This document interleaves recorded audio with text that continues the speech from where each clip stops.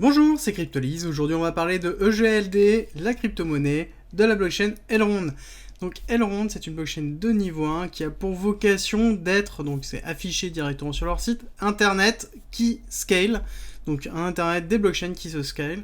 Et justement, le but, c'est d'avoir une technologie qui, en tout cas, allie toutes les problématiques et résout toutes les problématiques des blockchains. C'est-à-dire qu'on a quelque chose à faible coût, scalable, décentralisé.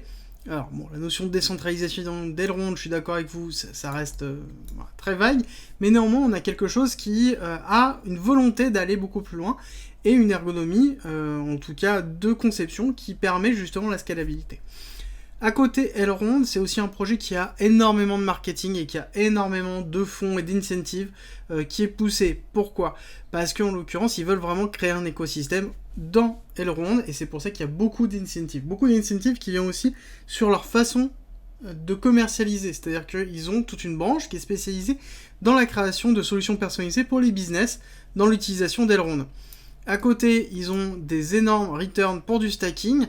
On voit qu'en l'occurrence, on tourne entre 18 et 21% d'APY, donc d'années, en tout cas de revenus à l'année sur du réinvestissement. On a à côté ces solutions qui sont spécialisées dans de l'industrie notamment et même de base une commercialisation pour du privé, avec un appel, on vérifie ce qui se passe, on crée une solution sur mesure, et ça c'est vraiment important, et ensuite on livre et on facture.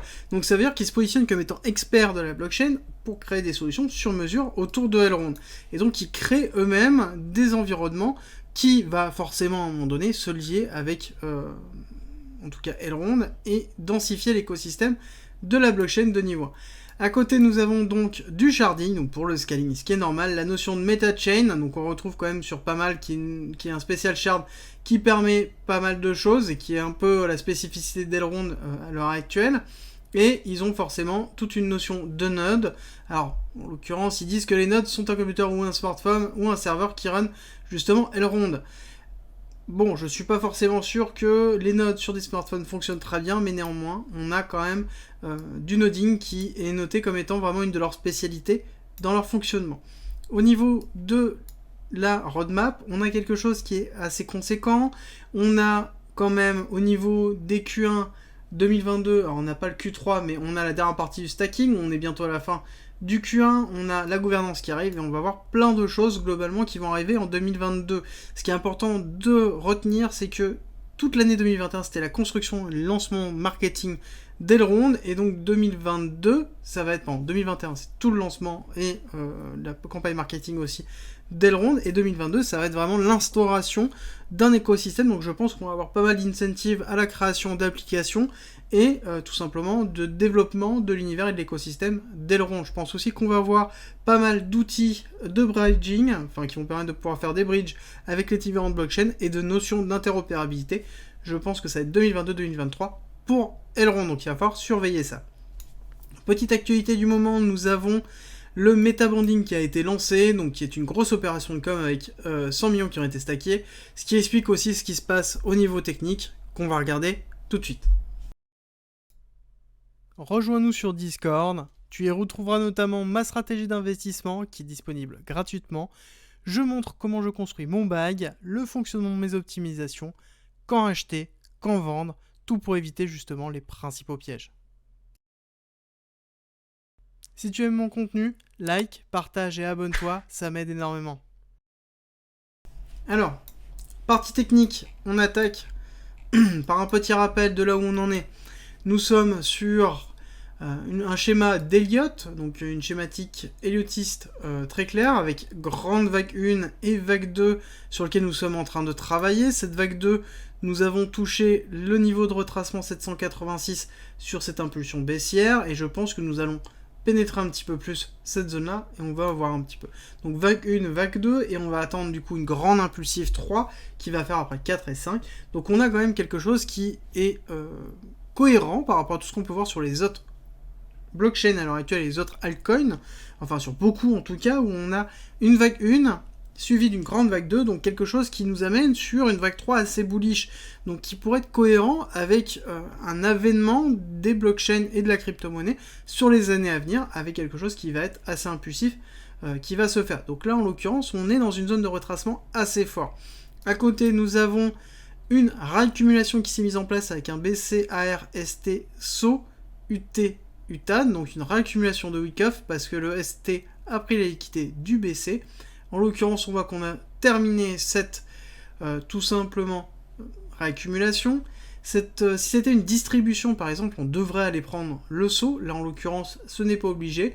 On peut tout simplement aller réattaquer sur une nouvelle structure pour pouvoir travailler des plus hauts. Alors, nous avons, suite à cette UTAD qui s'est effectuée ici, ce point le plus haut qui a culminé à 546. Alors, petit rappel, nous avons eu un cours qui était en progression, une énorme accélération ici, qui a été liée notamment à l'incentive de plusieurs milliards de dollars sur Maillard, et derrière nous avons eu un énorme dump suite aux changements de prérogatives qui ont été faits au niveau de Maillard, où on voit que ça a dumpé sévère, et ce qui était logique. C'est-à-dire que beaucoup de gens ont acheté des ailerons pour les stacker sur la plateforme, sur le DEX, et ensuite, à partir du moment où ils ont changé, que c'était beaucoup moins rentable, ils ont tout simplement dumpé, et forcément, il y en a beaucoup qui ont acheté dans cette zone ici en haut, et qui ont vendu ici. Donc il y a eu des grosses pertes qui ont été faites, et il y a une perte de confiance aussi de l'écosystème crypto qui s'est effectuée par rapport à ça, et c'est important de le retenir au niveau d'Elrond, et ça explique un petit peu le schéma que l'on a là. Donc au niveau de ce retracement de vague 2 que nous avons un retracement qui s'est effectué en plusieurs vagues impulsives, avec 1, 2, 3, 4, 5. Alors nous sommes potentiellement dans la 5e ou dans la 4e. Je vous explique pourquoi. Une 4e, généralement, elle se fait en A, B, C. On pourrait voir ici un A, B, C, avec une grosse extension méchée. Néanmoins, on pourrait très bien avoir un A, B et C pour ensuite entamer la 5e. Dans tous les cas, là, ce qu'on attend, c'est une confirmation de ce qui est en train de se faire, et on voit que l'on a, par rapport à ce qui s'est donné, un schéma d'Elliott qui s'est fait, que je vais noter ici, d'accumulation. D'accord ? Donc on commence à montrer que le cours en lui-même a une volonté de repartir à la hausse avec un psy, on note tout, un psy 1 SC, donc le selling climax, l'arrêt de la tendance baissière, l'automatique rallye avec une poussée pour prise de liquidité du psy, donc on marque bien l'intention haussière. Ensuite, on teste la partie basse, donc on fait le ST. On repart sur faire tout simplement un AR ici.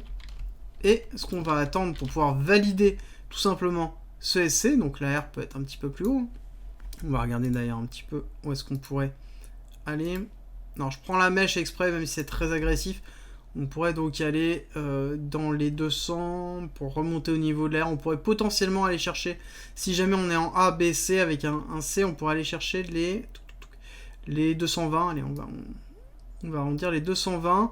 Et si on ne prend pas la mèche, parce que, alors, prendre la mèche ou pas, là en l'occurrence, je me pose la question, parce que vu comme elle s'est déroulée et vu à la vitesse à laquelle elle s'est faite, ça peut être un achat massif qui a été ravalé, ou soit un robot tout simplement qui a cumulé un certain nombre d'ordres et qui a réavalé les ordres. Donc je ne sais pas encore, ça en l'occurrence, donc bon, je considère les deux cas pour pouvoir voir là-dessus. Donc si jamais on considère qu'on ne prend pas la mèche, donc on prend vraiment les bougies de corps, on serait à 210$ pour un tracement. Donc là c'est une zone qui pourrait être intéressante pour tout simplement un AR, un retour de cette zone là si jamais on a un A, B, C qui peut se valider. Voilà. Donc là, hop, on se met cette petite zone là.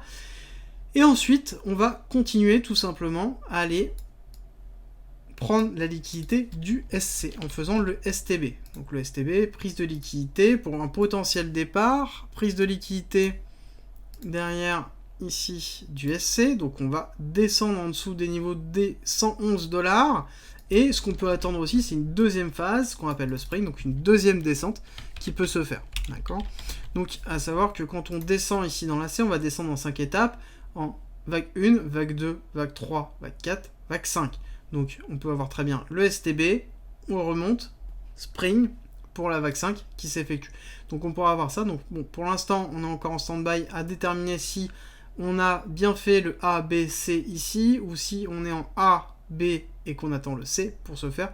Là, pour l'instant, je me pose la question, donc on va mettre, hop, le point ici au milieu de façon à pouvoir se stabiliser. Pourquoi je dis qu'on va descendre plus bas et qu'on attend ça? Déjà, au niveau de la schématique globale de la partie technique, c'est quelque chose qui est cohérent et qui est concordant. D'autre part, nous avons des niveaux importants qui appellent le prix, qui est cet order block qui se trouve ici. Nous avons une liquidité basse ici, qui est une liquidité forte. Nous avons à côté, ici, un niveau de prix que nous avons travaillé là, mais on n'a pas forcément d'impact fort vu la descente que l'on a eue très très forte. Par contre, derrière, si on prend, je suppose, hop, ce retracement ici, donc c'est-à-dire la seconde impulsion baissière suite, donc là on a eu une impulsion baissière, un retracement fort suite à la chute très très forte, on a retravaillé les imbalances qu'on avait laissés derrière, et ensuite on repart par la baisse, donc ça nous donne plus ou moins une véritable indication. Et on voit que le 1,618 il est au niveau de l'order block, donc bon, pourquoi pas laisser un objectif à 86 $ pour le STB ou le Spring, donc une validation de prise de liquidité basse de l'accumulation pour repartir à la hausse. Donc le 1,618 à 86 $ me paraît cohérent, donc pourquoi pas redescendre à 86 pour des ailerons, pour ensuite repartir à la hausse, donc valider l'accumulation, valider cette vague 2, donc avec une cassure franche du 786, confirmation ici des objectifs de descente, prise de tout simplement cet order block et repartir. Je vous ai mis une zone tout simplement pour rentrer en DCA de spot zone qui est assez agressive, qui va de 175 à 23. Pourquoi? Parce que c'est l'objectif 1 quand on regarde la première baisse, donc très très forte, mais voilà. Est-ce qu'on peut considérer que c'est une baisse qui est réelle, ou est-ce qu'on peut considérer que ceci est une anomalie, ce V est une anomalie? Ça c'est encore à voir et à décider. Je préfère confirmer déjà dans un premier temps les 86. Je garde en tête, moi, le niveau suivant, le 2 ici qui est à 40 $, qui correspond à l'order block qui se trouve ici, et potentiellement les 20 $, mais ça me semblerait vraiment très très agressif pour le cours, et donc ça voudrait dire que Elrond quand même est vraiment des problématiques. Donc si jamais on a terminé l'accumulation, on repart, on valide une reprise avec une cassure des 347 $, ici le break-off structure, pour repartir à la hausse, et nous donner donc une VAT 3 qui nous amènerait à un cours à 935 $, donc quelque chose qui est très puissant. On va regarder si on soigne bien tout simplement à 86 $ notre entrée ou un beau DCA, on a là à l'heure actuelle quasiment 1000% à prendre sur une Layer 1 quand même de compétition, même s'il y a eu quand même beaucoup de soucis à l'heure actuelle, ça reste quand même quelque chose qui est très performant et très compétitif. Donc on surveille, on se place et on attend une belle opportunité. Merci d'être resté avec moi jusqu'au bout. Abonne-toi, partage si t'as aimé et rejoins-nous sur Discord. C'est avec plaisir qu'on t'accueillera. Et à très vite.